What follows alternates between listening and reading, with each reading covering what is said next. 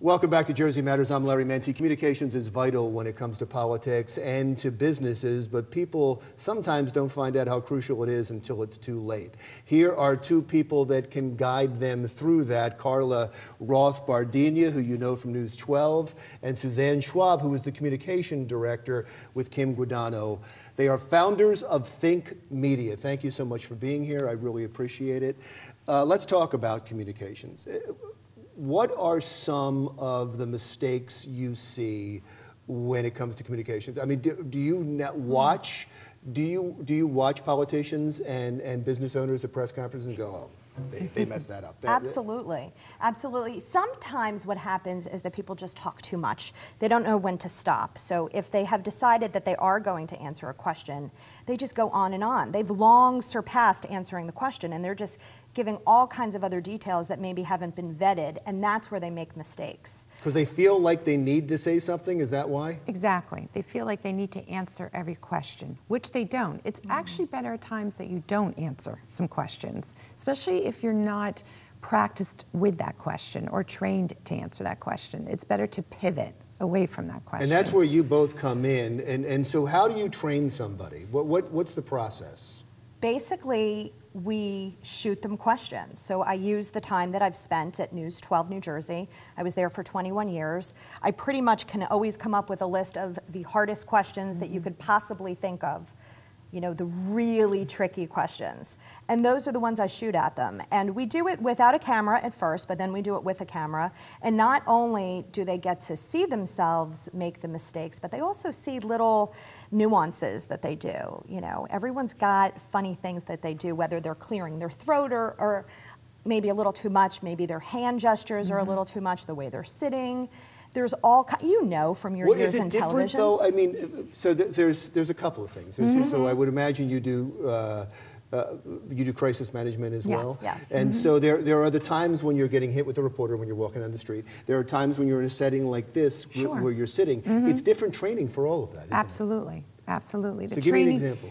So we have a client right now that are two... Are you allowed to say the name of this client? Well, do you want to say the name? This is what's fascinating. I've been talking to them, and everything they can't say is the most fascinating stuff. Right? Yeah, I know. This is probably not yet for a couple of weeks. This is a big client. So we can say it's healthcare technology. Okay. We can say it's a very big client, and it's a big product that they're going to launch.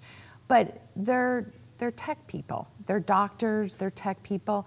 They're not media people. They're not communication people. So when we came in to meet them in April, they were like deer in headlights. They didn't know what to do. So Karla, who, as you know, with TV, she trained them how to talk in interviews, on radio, on television. We teach them everything. We teach them how to, you know, nod their head. We teach them what words to say, what not to say, which, as you know, is the most important thing.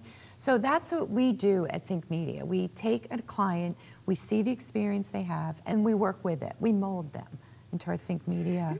I've actually worked with or against Suzanne before when you were with the with Kim's campaign, and you came up the first time that's ever happened to me. You came in and pre-interviewed us.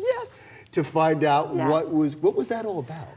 Well, so as you know, I worked for the Lieutenant Governor, but under the Lieutenant Governor was the Governor's administration. So I had to adhere to their wishes. So we had to meet with you to discuss questions that you might ask the Lieutenant Governor. I had to know ahead of time. I couldn't leave her in the dark. I wasn't allowed to.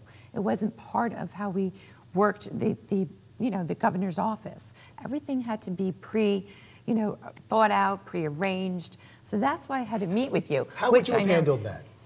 Yeah. If I was a reporter, yes. If I was a reporter, I don't think I would have done a pre-interview. I never used to give up my questions in advance. Well, we went through topics. Yes, I don't want to get too far. No. Here's what's funny. So what are the top topics in the state? Property taxes. You'd go through them, and we were getting, I can't talk about that. No, we can't talk about that. And always finally, look, what can we talk about? Yeah, but I think people also have to understand, and this is something that we do let our clients know, when you're in an interview, anything goes. Right. I mean, anything goes. You agree to be on television, on the radio, do a print interview, they could ask you anything, and you need to be ready for those questions, those tough questions. Oh, no, I'm sure we've both been in situations where the Yeah. communication person gets mad at you because they come and say, that's not what we agreed to, that's not what we were supposed to talk about, and many times it never even gets to us. Yes, I remember covering the State House for News 12 during the Whitman years. And, you know, we all knew she was running for Senate. Everyone knew, but nobody touched it. And so one day, my boss says to me, today's the day, you're doing the story, make it happen. So I show up at an event, I don't even remember what it was, but it was like not really a big deal, kind of an event. I show up, you know, ask her the question, are you running for Senate? I was the first person to do that, and it didn't go over very well with her administration. Even the question didn't go over well? No. So this is what, and getting back to your company, this is exactly what, how should somebody have handled that? If you were on that side, the other side, if you were with Christy Whitman, you don't get mad at that point, do you? You should expect can't get that. mad. You can't get mad. They're doing their job. That's you right. can't get mad. Just when we met that time for the lieutenant governor, I couldn't be mad. I mean, that's your job to push back a little. So how can I be mad at that? I would think if you didn't push back, there was something wrong. But I had to do my job. My job as her communication director was to protect her. And even as her press secretary on her campaign was to even more protect her. So that's our job. Not that we need protecting so much from the reporters, but we need to make sure that they always have a positive light in the media. So politicians... Because at any moment, something can be said Yes. that is going to turn the entire campaign, that's going to turn the company. That's right. We've seen it.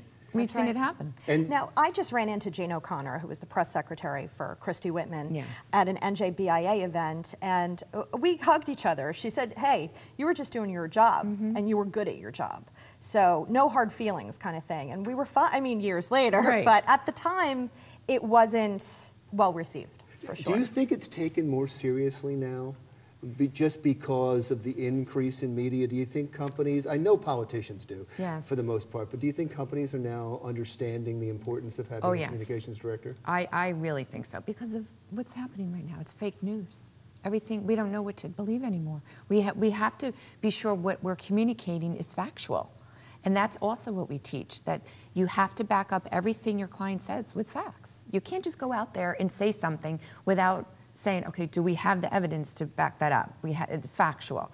Because the last thing you want to do is put a client out there that says something that's not true, and then someone else, what? Calls you out on it.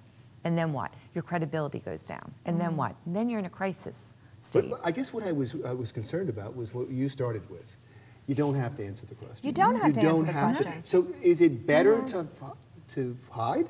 Is it better not to be out there? I wouldn't say hide, but we certainly teach our clients that if you don't know an answer, first of all, it's okay to say, hey, can I get back to you on that? And it's also okay to say at the beginning, before you say anything, hey, can we be off the record for a second? Get an acknowledgement on that and just say, hey, let me just double check something.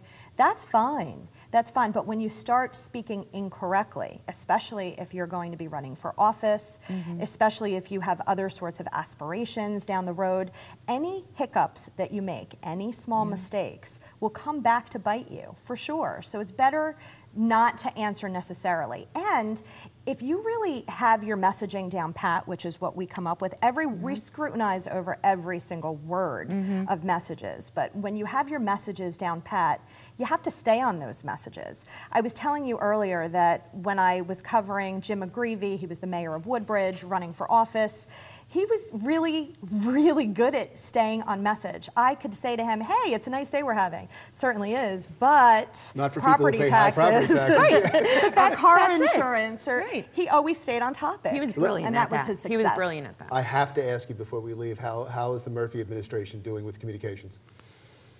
I'll let you handle this one. I think they could do better. I think they could do better, especially about I think right now they're in that little situation, not so little, they're in a little crisis mode. It's a big deal. It's a big deal. What's amazing to It's a me big is the deal. lack of coverage for it, the lack of national coverage. Well, I'm not surprised. Let's just say that. I'm not surprised there's lack of coverage of it. And you why? know?